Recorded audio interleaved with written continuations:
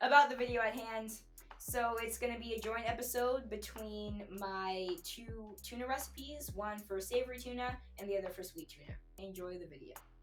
For these recipes, you will need a can opener, a fork, a butter knife, a bowl, and a plate for serving.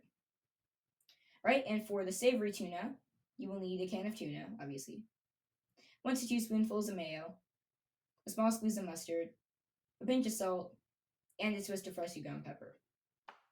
Alright, so the first thing you're going to want to do is open up your can. So you can use an electric can opener, it'd be much more efficient, but I know not everyone has one, and I wanted to use a hand one for the purpose of demonstration. So what you want to do, and it's okay if it falls, latch it onto the can like so, and then twist the little handle right there to get it opening.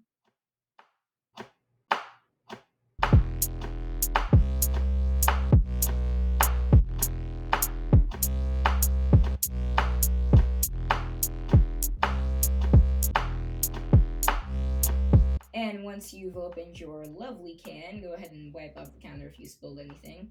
But once you've opened your can, you want to go ahead and drain it in the sink. Make sure to get all the water off. You can go ahead and put it into the bowl. Now I like to kind of just shake it out into the bowl, but obviously you can use a fork to just scoop it out like a normal human being. Alright, now add your 1 to 2 spoonfuls of mayo. I like a lot of mayo, but you can do less.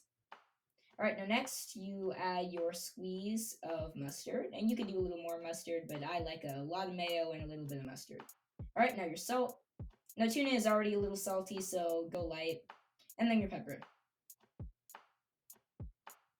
Alright, now mix that together with your fork. Make sure to mash it up and get all of that mixed in.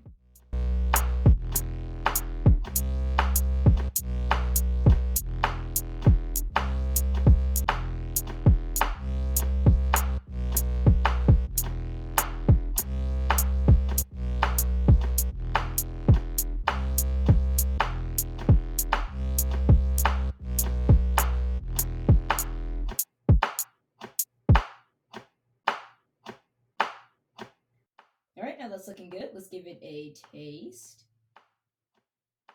Really good, but we're not done yet because we need to move on to the sweet tuna. And for our buddy right here, you will need a can of tuna, your 1 to 2 spoonfuls of mayo, and a small squeeze of mustard. But then we're also going to add a large squeeze of relish, and then our pinch of salt, twist of freshly ground pepper, and also a squeeze of lemon. Alright, so we're going to rinse and repeat pretty much the same first step where we're opening our can. And remember to drain that. Alright, now put that in your bowl, and you should use a fork to scoop it out, and I eventually just resorted to doing that. Alright, so add your 1 to 2 spoonfuls of mayonnaise. Add your squeeze of relish. Add your salt and pepper. And I'm just realizing now I forgot the mustard, bad on me. And then add your squeeze of lemon juice. Now, you might think, wait, wouldn't that just make it lemony? But we're not using the entire half, so it won't really get lemony. The main reason we're just adding lemon juice is to complement the relish, and to also, when we put it in the fridge, because I usually like to let mine rest in the fridge, it sometimes picks up like fishy smells in the fridge, so we don't want that. Anyway, mix that up. And let's see how that tastes. This is really good. You know, I actually prefer the sweet tuna usually. And as I said before, I usually like to let the tunas rest in the fridge. It kind of chills them, makes it taste nice. All right, now we're gonna make a tuna sandwich. So get some hamburger buns, 2 knifeluls of butter, and a handful of lettuce or baby spring mix. So first thing you're gonna do is spread those buns with butter. I'm being extra weird today in this episode. Anyway.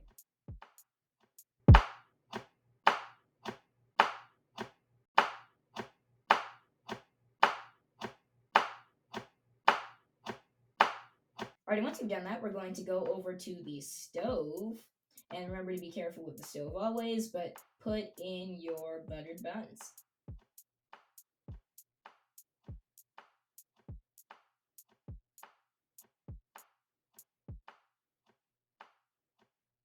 Alright, and get your lettuce ready. Now sometimes, as I'll show you here, dirt gets trapped on the very edges of your lettuce or baby spring mix. So whenever there's dirt, I'll just rip off the very edges.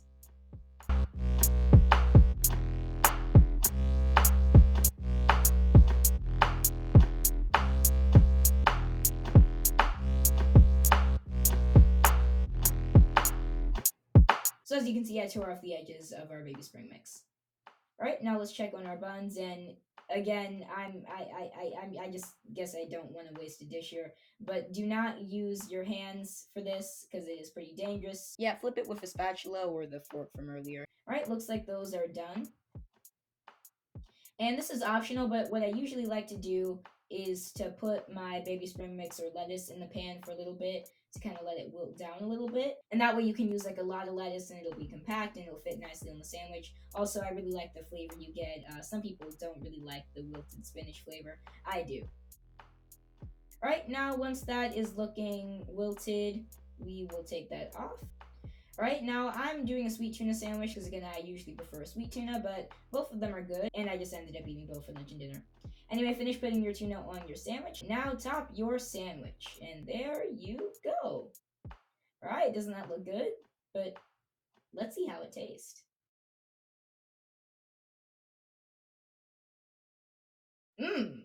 Oh, nice. And as always, it tastes really, really good. All right, see you in the next one. Bye.